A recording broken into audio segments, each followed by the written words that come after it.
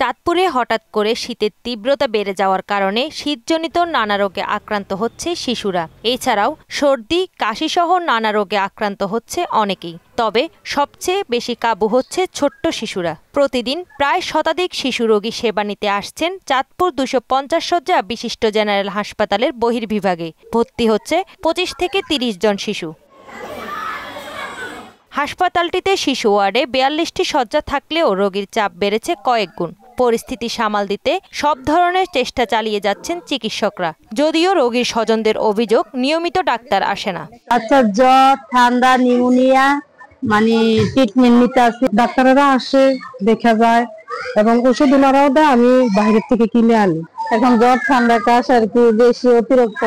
বাবু ঠান্ডা, গ্যাসের সমস্যা, জ্বর, গ্রামে থাকি তো ঠান্ডা একটু বেশি হয়, জ্বর হয় বাচ্চাদের, সেজন্য এখানে আমাদের ভর্তি দিছে। হাসপাতালের জনবলের অনেক সংকট, তার মধ্যে রোগীর অনেক চাপ, তবুও প্রতিনিয়ত রোগীদেরকে চিকিৎসা সেবা দেওয়া হচ্ছে।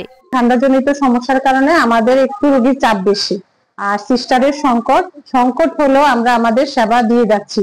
এমন পরিস্থিতিতে বাচ্চাদেরকে কিভাবে সুস্থ রাখতে হবে তার পরামর্শ দিলেন শিশু বিশেষজ্ঞ ডাক্তার আসমা বেগম। বাচ্চাদের গরম শীত বস্ত্র পরিধান করতে হবে, যেমন মাথার টুপি, হাত মোজা, পা মোজা এগুলো, এবং সুষম খাদ্য নিশ্চিত করতে হবে। তাহসিন তারিন, মোহনা সংবাদ।